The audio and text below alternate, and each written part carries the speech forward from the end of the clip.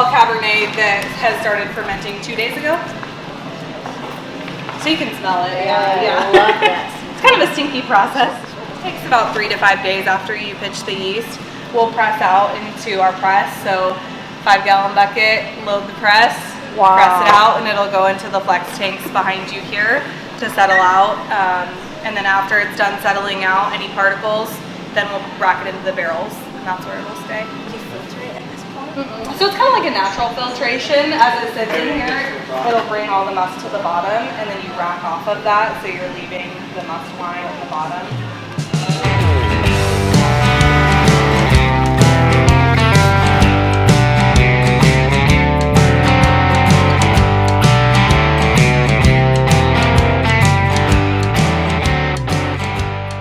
So now they're doing the fall crops or the winter crops. That's kale and sugar snap peas.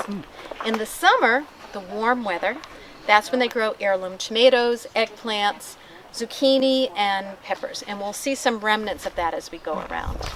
So this has been a very productive hen laying. So what they do is, it's interesting. I mentioned to you that they do 12 dozen eggs a day. They count the eggs. The reason they count them is if that number of eggs goes down, then there's something wrong. Either there's something wrong with the health of the chicken, or more likely, it's the day length. So they produce the maximum number of chickens on the longest day of the year, which is the summer solstice, 16 hours a day.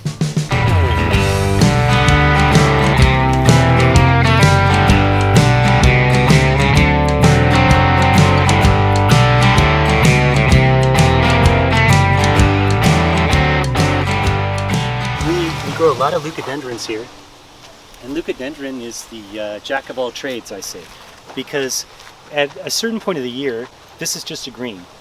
It's just a green. I just sell it just like any other greenery. It's not as attractive. It's just a green. It is what it is. But there are certain times of the year when it actually gets a cone, and there's a male version and there's a female version.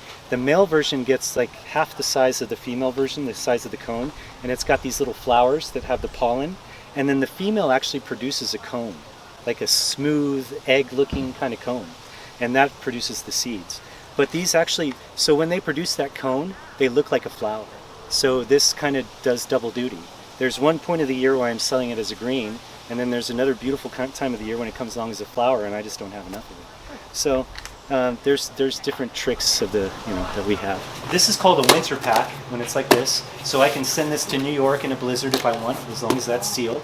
And now if I'm going to ship it right now, like it's hot and it's summertime, I pop that open, I pack the box, and then I take it in the cooler. And I have a machine inside there that actually blows cold air inside of this. So while I'm working on other boxes, that box is cooling down.